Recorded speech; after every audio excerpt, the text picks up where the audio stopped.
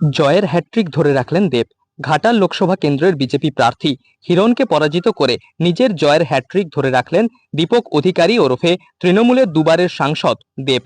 যদিও তার এই জয় তৃণমূল কর্মী সমর্থকদের উদ্দেশ্যে উৎসর্গ করেছেন তিনি। তাদের পরিশ্রম এবং নিয়মিত মানুষের মধ্যে প্রচার করার ফল এটি। জয়লাভের পর ঘাটাল লোকসভা কেন্দ্রের বিভিন্ন প্রান্তিক এলাকায় জলের সমস্যা, রাস্তার সমস্যা সমাধানের আশ্বাস দিয়েছেন তিনি। আমি আমি হাত জোড় করে মাথা নিচু করে প্রত্যেকটা ভোটারকে ধন্যবাদ জানাতে চাই যারা ঘাটাল লোকসভা কেন্দ্রে আমার দলকে, দিদিকে, অভিষেককে এবং আমাকে বিশ্বাস করে ভোটটা দিয়েছেন, এবং যারা ভোটটা দেননি তাদেরকেও ধন্যবাদ। কোথাও যেন তাদের প্রার্থনার মধ্যে, তাদের আশীর্বাদের মধ্যে আমার নামটা ছিল, তার জন্য অসংখ্য ধন্যবাদ। এবং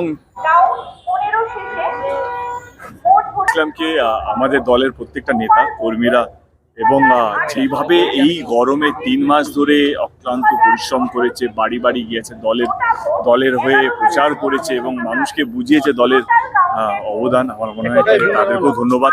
তারাই হচ্ছে আসল হিরো। এই ঘাটাল লোকসভা কেন্দ্রে তৃণমূল এবং বিজেপির জোর টক্কর হয়েছে।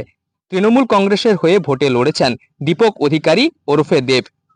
অন্যদিকে বিজেপির হয়ে প্রতিদ্বন্দ্বিতা করেছেন হিরণময় চট্টোপাধ্যায় ওরফে হিরণ। নির্বাচনের দিন প্রথম থেকেই হাড্ডাহাড্ডি টক্কর চলেছে দুই প্রার্থীর মধ্যে। কখনো হিরণ এগিয়ে তো আবার কখনো দেব। তবে দুপুর গড়াতে নিজের জয়ের ধারা অব্যাহত রাখলেন তিনি।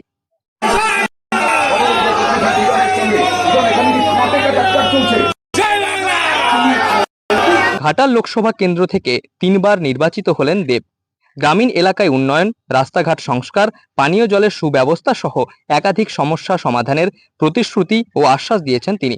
যদিও এই জয় মানুষের পরিশ্রমের জয়, এমনই মন্তব্য দেবের।